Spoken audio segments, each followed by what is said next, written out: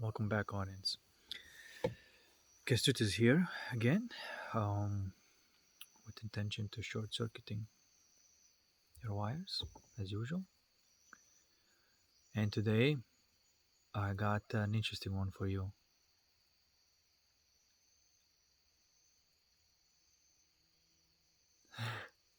because I want to look at two questions, sort of commonly asked questions. One question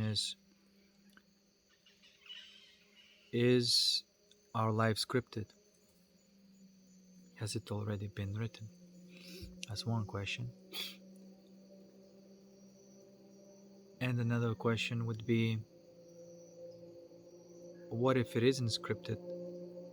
What would it take for that to be the case? And so, one thing I've noticed is that we start off this life with the scripted game. We all start off with what I call like a certain types of distortions in our heart, with the intention to um, overcome these distortion fragments. Another way we can call it. I don't want to go into terms right now, but we start this game with the puzzle pieces all messed up, or another way, fragmented heart. And even though that fragmented heart is not really you, like we created the matrix of fragmented heart in order to find the way through it, back into the union. Because the highest desire of everybody, like, it's a fact that it is this union that we're talking about. Another way you can call it, that the only desire that is out there is desire for God. That's like a root desire. But again, I don't want to use that word either, because it's so been overused and people mean so many different things with it. So I'm just going to keep it more um, scientific. Okay. But the truth of the matter is that those two halves want to come and become whole again. And that matrix, that fragmented version of the heart that we're playing, is the only kind of obstacle. But because it's there, it stimulates us to create some sort of shape, um, that would compensate for the distortions of that. That's the way I see it. I don't see it as, um, you know, transcending and ascending to a different, like a higher realms. This is not it. You can visit the higher realms. It's all open for everybody. But this is not what I'm talking about. I'm talking about um, correcting the distortions of the matrix by creating a structure. You can call it crystal, that corrects for all the distortions there. Another way, I mean, you can call it soul. I mean, I really believe that we are here to build the soul, that we don't really uh, come here with the soul. Or if we do, with a very small one, and then we have to grow that crystal. so, so if you have that fragments, if you still play that game, the events in your life that you're going to have are prescripted. You're gonna go through, like, a, a story of betrayal, a story of many of these stories, right? They're all refer to these fragments. And so these stories will happen in order to bring that up, they bring that out, like that emotion that it's deep down, and allow you and give you the chance to transmute it and face it and fuse it into something uh, um, that corrects for that distortion. And in that way, you create something that's what I would call a solid light,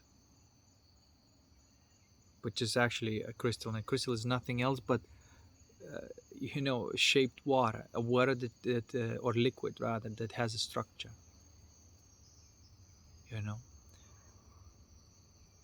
without going too much into this, I just want to say that it will be scripted. So, however, once you go through this, and if you really play the game right, and you face all of that, and you alchemize all of that, um, you go one after another, after another, after another, and then eventually it's not going to be any more of these. And that's where the script goes off. Now there is no script anymore. And there's no script anymore because there's no beliefs anymore. And now you're in this uncharted territory that's called love, and is uncharted territory. And I'm gonna go and say that even love is uncharted territory even for God.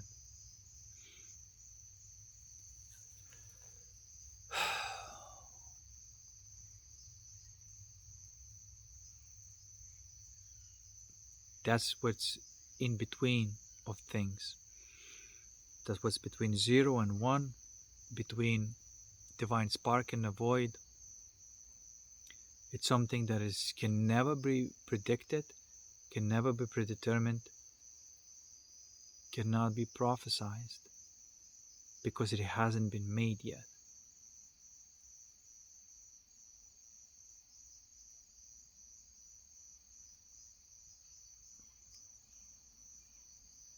And there is that place where everything is being just weaved like a dream.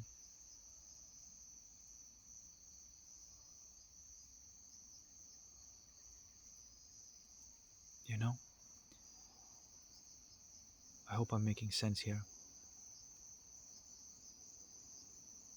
But there is no landing. You can't grab hold on to anything. You know?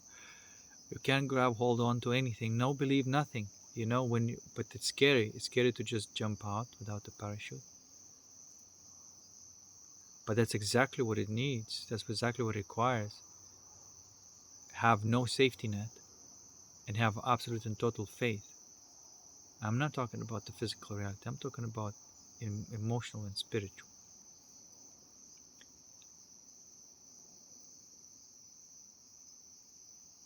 That portal is over there. Like you can tune into this anytime you want. You can look there anytime you want. But it may be like like that, because it's terrifying of how much love there is. That's essentially our deepest fear.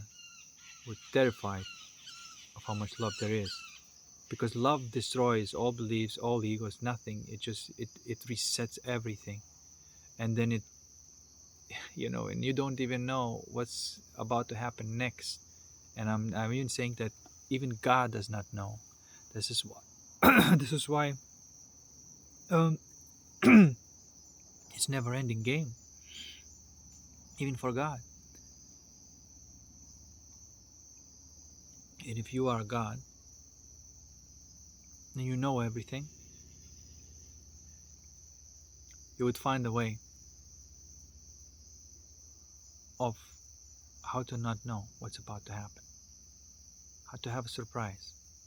And that's what it's like to be living with no beliefs, with nothing to hold on to.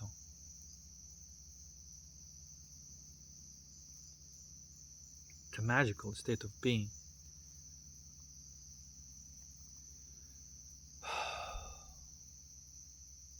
It's a thrilling, is as thrilling as it can get too, because we look for peace, but we look for thrill too. But what's in between, people call it love, the real love. And that's why I would not say that the void is love. I would not say that divine spark is love. I would say that's what's in between of them is love. This is why you cannot take sides. The magic happens in between.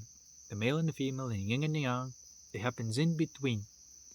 And the mind and the brain is not built to take no side. That's why the only way to live there is you have to live from the heart, not from the brain, not from the mind. As I sometimes say, the game is to realize that you have an infinite heart, universal mind, and unique body, unique expression of that. This is why, like, all your deepest desires are those. We want to have an infinite heart, and infinity is that love between the ultimate void and divine spark. That's what the heart wants, to be in that infinite space of love.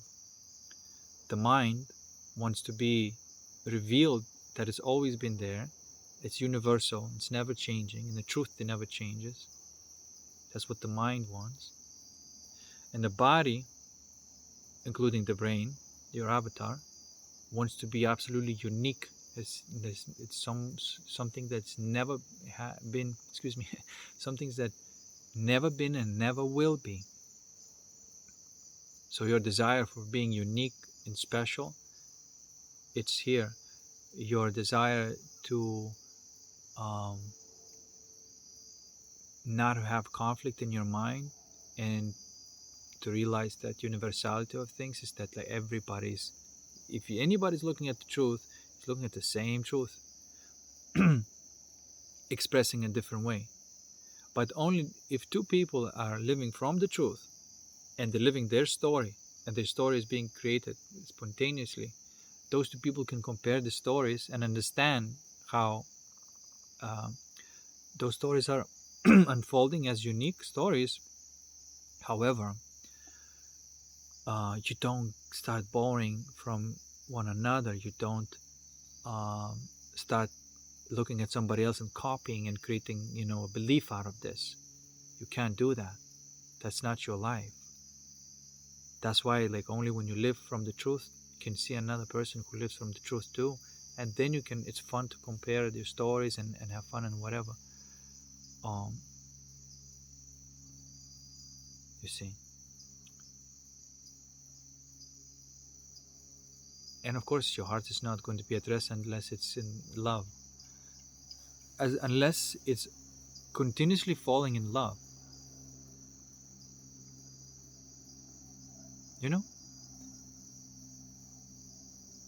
That's what your heart wants. It wants to continuously fall in love.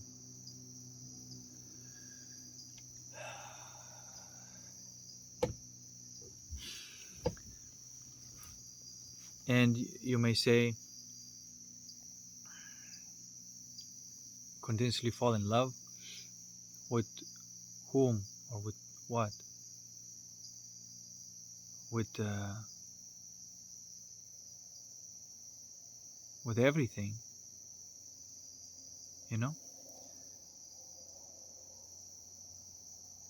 But from the body perspective, the body wants something that fits perfectly, uniquely with you. So you can be in a state of falling in love, and have somebody in your life that is uniquely complementary to you.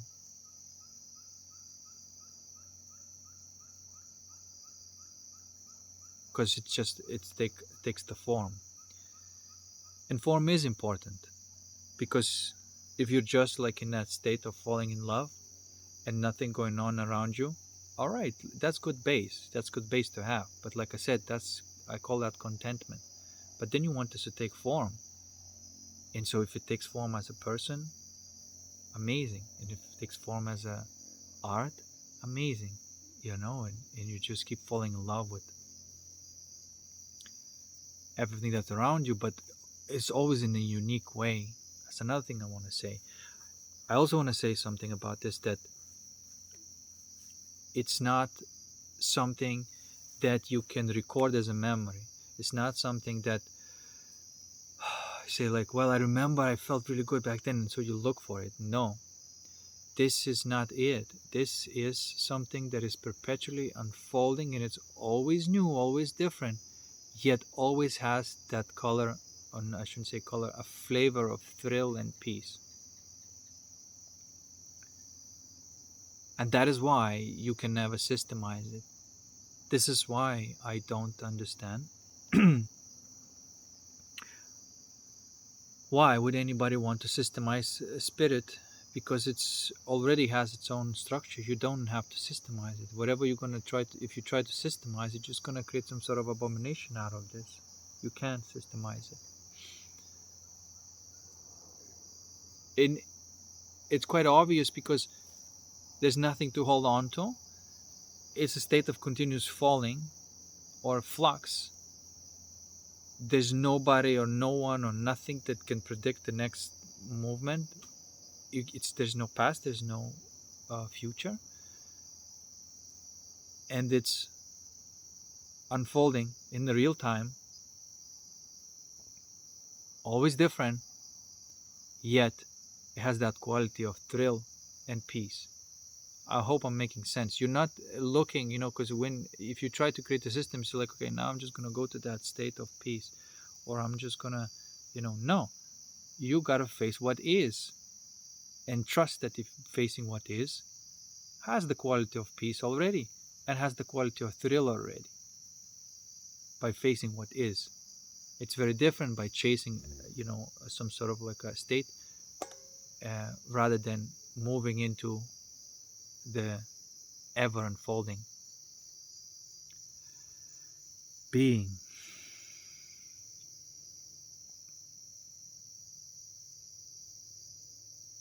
And I just want to say that this portal is open for everybody. And yes, it is a bit like jumping. It can be, I shouldn't say it is, but it can be like,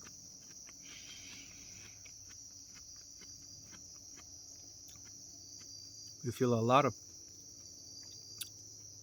I mean, the fear that you may feel, like fear of losing yourself, and it's like, not being able to hold on onto any belief. There is that, but as soon as you let that go, poof, then it's just, just euphoria. And it's done through like your own, magical focus. Like it's like that. It's not something that you do outside of you. It's not something that somebody can tell you or whatever. It's like in this moment there is a place where you can focus, and maybe you don't want to focus there, but you can. And maybe you can focus there a little bit, and then you can look at it. It's like, oh, okay, no, I see. I know that it's there, but I don't want to look at it. I don't want to go there now, And that's what sometimes with psychedelics too. Like it almost like forces you to look there. This is why when people take psychedelics and sometimes they touch that state of that infinite unfoldment, then at least they know that it's true and it exists, and then it becomes whatever is in whatever is between you and that thing.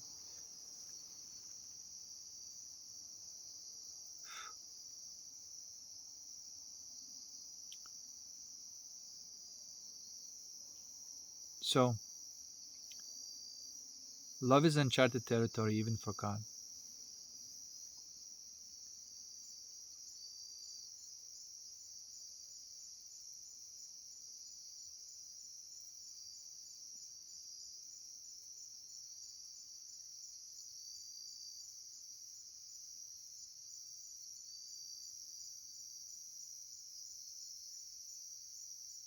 And if we can be okay with that, we can watch what it's creating. And that spirit, that ultimate spirit, can create things that you can't even dream of. You can sort of like know roughly what you want, and that's great. To dream about it, daydreaming or having lucid dreams are great. But even that is a limitation of what can be created through that spirit of love. And that's my mumbo jumbo, woo woo, gibberish, and